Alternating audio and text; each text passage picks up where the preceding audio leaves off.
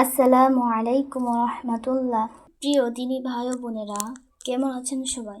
আশা করি আল্লাহর অশেষ রহমতে সবাই ভালো আছেন। আপনি কি জানেন, একজন মানুষ দেখতে খুব সাধারণ হতে পারে, কিন্তু আল্লাহর কাছে তার মর্যাদা অনেক বেশি। আবার এমনও হতে পারে আমরা অনেক ইবাদত করেছি, কিন্তু আমাদের অন্তরের তাকওয়া কমে যাচ্ছে।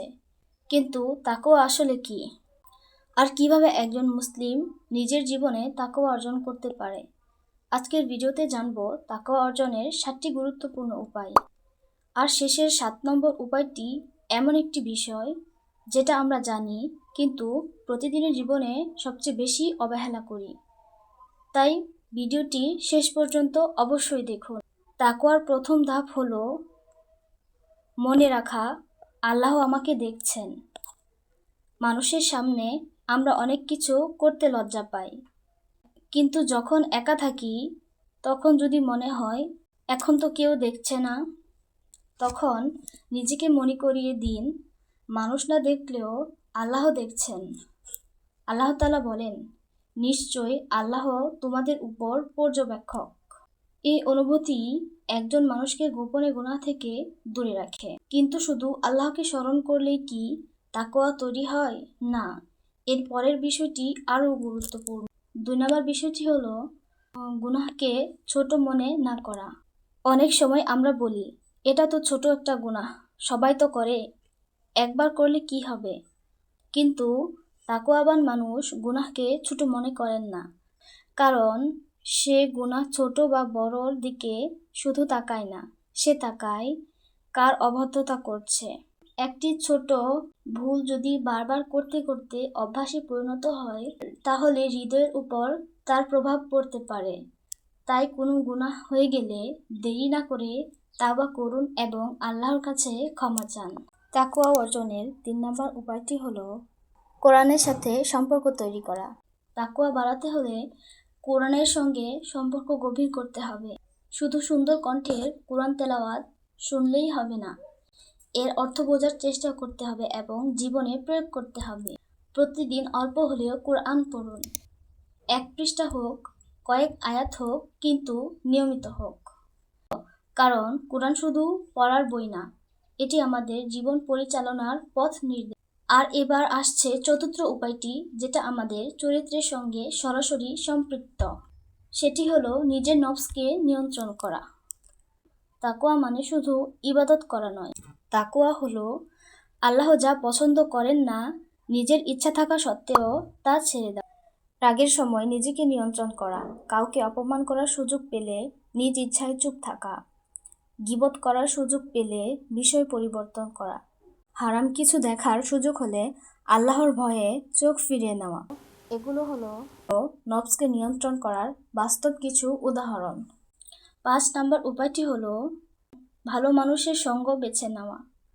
আপনি যাদের সঙ্গে বেশি সময় কাটান, তাদের কথাবার্তা ও অভ্যাস আপনার উপর প্রভাব ফেলবেই। তাই এমন মানুষের সঙ্গ বেছে নিন যারা আপনাকে আল্লাহর কথা মনে করিয়ে দেয়, নামাজের কথা মনে করিয়ে দেয়, গুনাহ থেকে দূরে থাকতে সাহায্য করে। আর যদি কোনো সঙ্গ আপনাকে ধীরে ধীরে আল্লাহর কাছ থেকে দূরে নিয়ে যায়, তাহলে সেই সম্পর্কের ব্যাপারে সতর্ক হওয়া প্রয়োজন। কারণ কখনো কখনো একজন মানুষের সঙ্গই তার আমল পরিবর্তন করে দেয়। 6 নম্বর উপায়টি হলো প্রতিদিন নিজের হিসাব নেওয়া। ঘুমানোর আগে মাত্র 1 মিনিট নিজেকে প্রশ্ন করুন, আজ আমি কি ভালো কাজ করেছি, কোন গুনাহ করেছি, কাউকে কষ্ট দিয়েছি, কার গীবত করেছি, নামাজ ঠিকভাবে আদায় করেছি, আল্লাহর জন্য কি করেছি। এই আত্মসমালোচনা মানুষকে নিজের ভুল বুঝতে সাহায্য করে।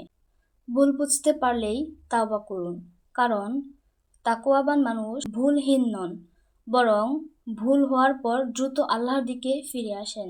এবার আসি 7 নম্বর উপায়টি। 7 নম্বর উপায়টি হলো মৃত্যুকে স্মরণ করা। এটাই সেই বিষয় যেটা আমরা সবচেয়ে বেশি ভুলে যাই।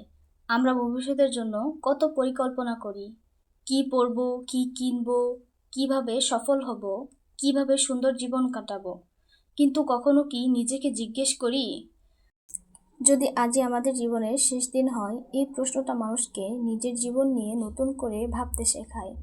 মৃত্যুর স্মরণ মানুষকে দুনিয়া ছেড়ে দিতে বলে না, বরং শেখায় দুনিয়ায় থাকবো কিন্তু আখিরাতকে ভুলবো না।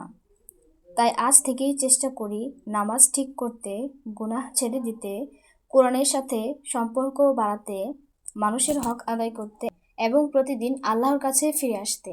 আমার প্রিয় দিনী বোনেরা, তাকওয়া একদিনে অর্জন হয় না। এটি প্রতিদিন ছোট ছোট সিদ্ধান্তের মাধ্যমে তৈরি হয়। যখন আপনি গোপনে একটি গুনাহ ছেড়ে দেন, সেটাও তাকওয়া। যখন রাগের সময় নিজেকে নিয়ন্ত্রণ করেন, সেটাও তাকওয়া। যখন কেউ না দেখলেও আল্লাহকে ভয় করে ভুল কাজ থেকে ফিরে আসেন, সেটাও তাকওয়ার সৌন্দর্য। তাই আজ থেকে একটি সিদ্ধান্ত নিন, আমি নিখুঁত হওয়ার চেষ্টা করব না, আমি প্রতিদিন আল্লাহর আরও কাছে যাওয়ার চেষ্টা করব। আল্লাহ তাআলা আমাদের অন্তরে তাকওয়া দান করুন, গুনাহ থেকে হেফাজত করুন এবং তার প্রিয় বান্দার অন্তর্ভুক্ত করুন। আমিন। আপনাদের কাছে এই 7টি উপায়ের মধ্যে কোনটি সবচেয়ে কঠিন মনে হয় কমেন্টে অবশ্যই জানান। আর এমন ইসলামিক রিমাইন্ডার পেতে চ্যানেলটি অবশ্যই সাবস্ক্রাইব করে পাশেই থাকুন।